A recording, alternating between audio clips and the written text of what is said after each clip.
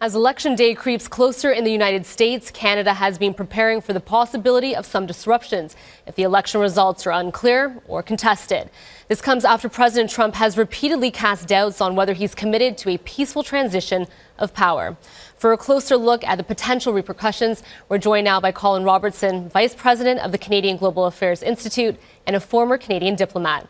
Good morning, Mr. Robertson. Good morning, Miranda. All right, so the Prime Minister says Canada needs to be ready for all outcomes come November 3rd. So what scenarios are Canadian officials looking at and how would they put Canada at risk?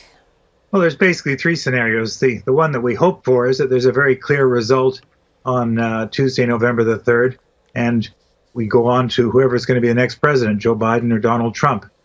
There could also be some votes which still have to be counted. The second scenario is that there's going to be a period of time when we don't know the result. It may go on, as in the 2000 election, it go on for a matter of weeks. In that case, it went to the Supreme Court.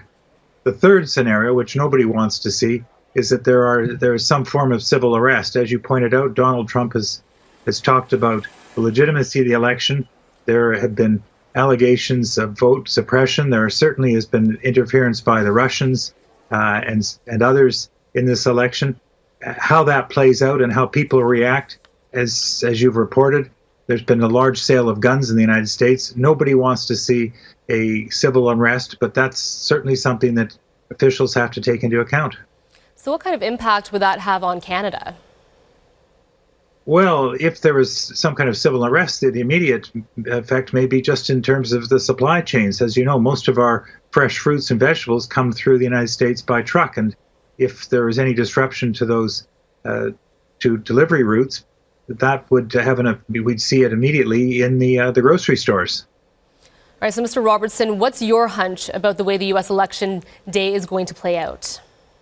Well, one always likes to be positive, and my gut tells me, and certainly the projections this time have been remarkably consistent now for about 7 months. And if you've been watching the debates, it would certainly appear that Joe Biden has wind in his sails. And if that's the case, then I think that, and the fact that over half the electorate who voted last time have already voted. So in a sense, the votes are already in. Some could say this cake is in a way baked. And if that's the case, then it will be a significant win for Joe Biden, not just winning the presidency, but probably winning the Senate. And that'll be important because that's where he has to get legislation through, and certainly holding on to the House of Representatives. There are also elections, I think, in a dozen governorships and for state legislators, as well as all of the Congress. So these are all important elections for Canada because we have such vital interests. Remember, 75% of what we sell to the world goes to the United States, and 50% of what we buy from the world comes from the United States. All right, so along those lines, where does Canada stand to benefit or lose when it comes to each candidate in terms of things like trade, defense spending, agricultural and manufacturing industries? Well, there's a lot there to unpack, Miranda, but I'll start with trade, which is arguably the most important part for us because that's what our prosperity depends upon. And again, you can't change geography, nor would we want to, and our biggest market is the United States.